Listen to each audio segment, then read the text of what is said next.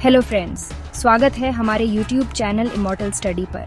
और आज हम बात करेंगे ट्रंप के राष्ट्रपति बनने के बाद गहरे होते भारत अमेरिका रिश्तों की। अमेरिका के नए विदेश मंत्री मार्को रूबियो ने मंगलवार यानी 21 जनवरी को वॉशिंगटन में भारतीय विदेश मंत्री एस जयशंकर के साथ अपनी पहली द्विपक्षीय बैठक की। भारत के लिए यह बैठक काफी अहम थी क्योंकि अमेरिका के नए विदेश मंत्री पारंपरिक रूप से अपनी पहली विदेशी बैठक कनाडा या मैक्सिको जैसे पड़ोसी या नाटो सहयोगी देश के साथ करते हैं। बता दें कि विदेश मंत्री एस जयशंकर भारत की ओर से अमेरिकी सरकार के निमंत्रण पर अमेरिका के 47वें राष्ट्रपति के रूप में डोनाल्ड ट्रंप के शपथ ग्रहण समारोह में शामिल होने के लिए गए हैं। डोनाल्ड ट्रंप ने सोमवार यानी 20 जनवरी को अमेरिका के 47वें राष्ट्रपति के रूप में शपथ ली है। अमेरिकी विदेश विभाग ने नए विदेश मंत्री मार्को रूबियो के पहले दिन के कार्यक्रम को जारी करते हुए कहा, रूबियो ने विदेश विभाग में भारतीय विदेश मंत्री डॉक्टर एस जयशंकर के साथ मुलाकात की।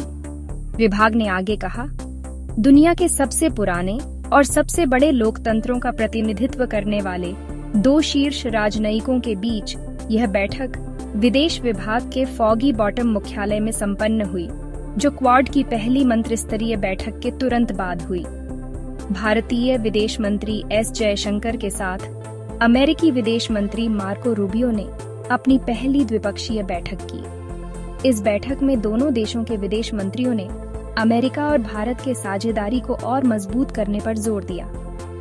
इस दौरान उन्होंने कई क्षेत्रीय मुद्दों के साथ भारतीय अमेरिकी संबंध, रक्षा सहयोग, ऊर्जा, उभरती तकनीक और ओपन इंडो पैसिफिक क्षेत्र के बढ़ावा देने पर जोर दिया।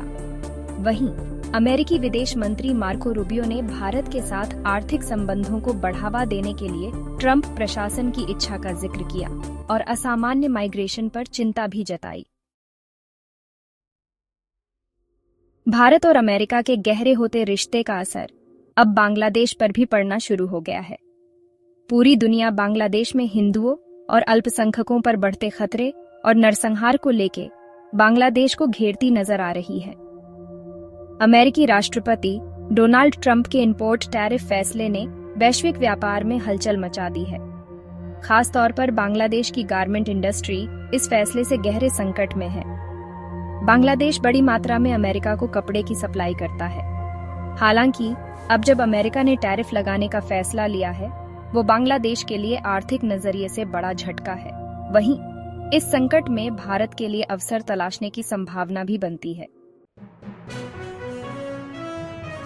ट्रंप के ऐलान के अनुसार अमेरिका दूसरे देशों से आने वाले सामानों पर टैरिफ और टैक्स लगाएगा। बांग्लादेश की गारमेंट इंडस्ट्री, जो अमेरिका को सबसे बड़ा बाजार मानती है, इस फैसले से सबसे अधिक प्रभावित होगी। 2022 में बांग्लादेश ने अमेरिका को $11.7 बिलियन का गारमेंट एक्सपोर्ट किया था।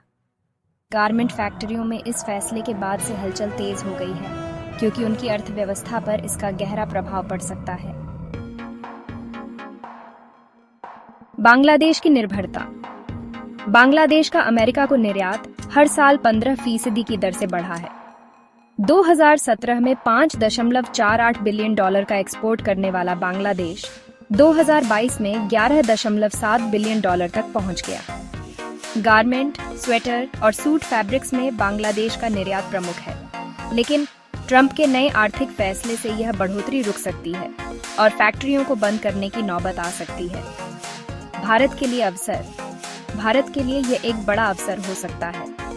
ट्रंप के टैरिफ फैसले के बाद अमेरिका के लिए गारमेंट का एक वैकल्पिक सप्लायर बनने का मौका है। भारत की गारमेंट इंडस्ट्री को इस स्थिति का फायदा उठाने के लिए अपनी उत्पादन क्षमता बढ़ानी होगी और अमेरिकी बाजार में अपनी हिस्सेदारी बढ़ाने के लिए जरूरी कदम उठाने होंगे। ग्लोबल मार्केट में संभावनाएं और चुनौतियां। डोनाल्ड ट्रंप के इंपोर्ट टैरिफ फैसले से ग्लोबल मार्केट में नई संभावनाएं और चुनौतियां सामने आई हैं, जहां बांग्लादेश को अपनी गारमेंट इंडस्ट्री के लिए एक नई रणनीति बनानी होगी। वहीं भारत को इस अवसर का लाभ उठाने के लिए अपनी तैयारी करनी चाहिए। इस निर्णय का प्रभाव लंबे समय तक ग्लोबल मार्केट पर दिखाई देगा।